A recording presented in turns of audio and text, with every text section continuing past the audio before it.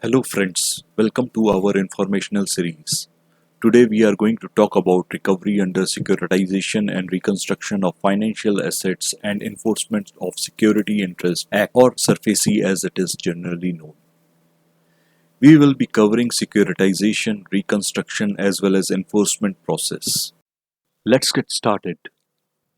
SURFACE Act broadly offers three methods of debt recovery. Securitization is a process whereby an asset reconstruction company buys a non-performing asset of bank and financial institution and in turn issues them securities. Through this process, the bank and the financial institutes are able to convert their non-performing assets into securities of asset reconstruction companies. This means that the banks or FIs are able to extract some value out of otherwise lost asset. Reconstruction is a process that allows the asset reconstruction company to turn around the situation of the borrower so that they can repay their debts. Since asset reconstruction companies are experts in the reconstruction and recovery of companies, they have a high chance of succeeding. Some of the measures that can be taken by the asset reconstruction companies are taking over the management, rescheduling the payment of debts, converting the portion of debt into the equity in the borrower's company, or taking possession of secured asset. The asset reconstruction company can also act as a recovery agent for the banks or financial institutions.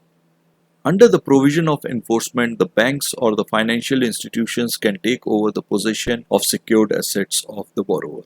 No court intervention is required for the same.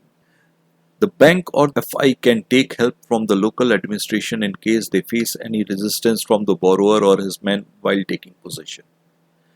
Now let us see when can any of the provisions of the Act be applied. As per the SURFACE Act, banks or FIs are free to take action under any of the provisions of the Act if the default occurs on the part of the borrower. A default under the Act is said to have occurred when non-payment of debt or other outstanding amount results in declaring borrower's debt as non-performing asset. So what is a non-performing asset or NPA? As per RBI, if interest or principal remains due and unpaid for more than 90 days, then the loan or the asset is classified as a non-performing asset. RBI further classifies non-performing assets into three categories. Substandard assets, or when the default is not paid for 3 months to 1 year. Doubtful assets, or when the default is unpaid for 1 year to 3 years. And lost assets when default remains unpaid for more than 3 years. There are a few further nitty-gritties of the Act. SURFACE Act has some criteria as to when the security interest can be enforced by the banks and FIs or the asset reconstruction companies. SURFACE Act becomes applicable only when outstanding dues are more than 1 lakh or more than 20% dues are still unpaid. The measures available to the secured creditor are not only limited to the taking over of the possession. It has an option to take over the management of the secured asset, appointment of manager, or it can even require third parties to make payments if they have any dues outstanding towards the borrower. It is important to note that the security interest can be enforced against the guarantor without enforcing against the borrower first. Now let us see the overview of the process of enforcement of security interests. Whenever a default happens, the creditor is required to send a notice to the defaulter to make good all the dues within 60 days of such notice. On receipt of such notice, the borrower can make representation or objections to the creditor.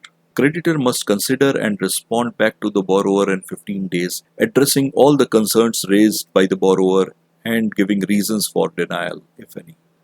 Once the above process is complete, the creditor is free to take action as per the provisions of the Act, including the taking over of the possession of the secured assets and subsequently selling them.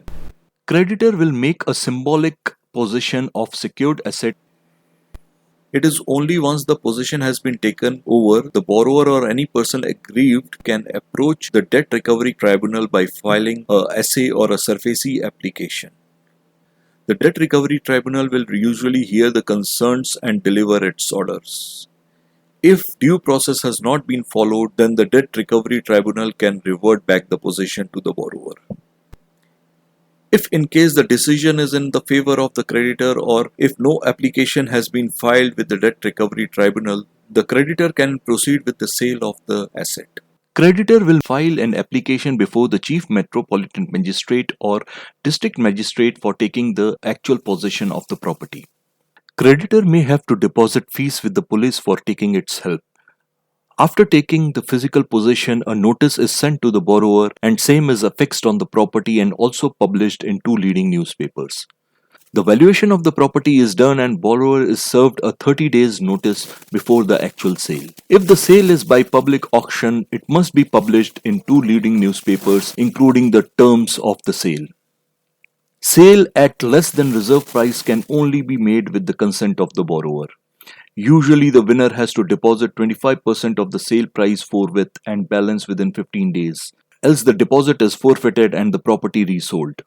Once the sale has been done, banks or FIs issue certificate of sale in favor of the purchaser. After the sale has taken place, if the creditor is still not able to recover all his dues, it can file an OA or an original application with the Debt Recovery Tribunal for the recovery of the balance amount. The provisions of recovery of debt and bankruptcy law will be applicable to such applications. So this is pretty much the wrap up of concepts of recovery under SARFAESI Act. Hope we have been able to clarify your doubts. Thanks for watching. Stay tuned.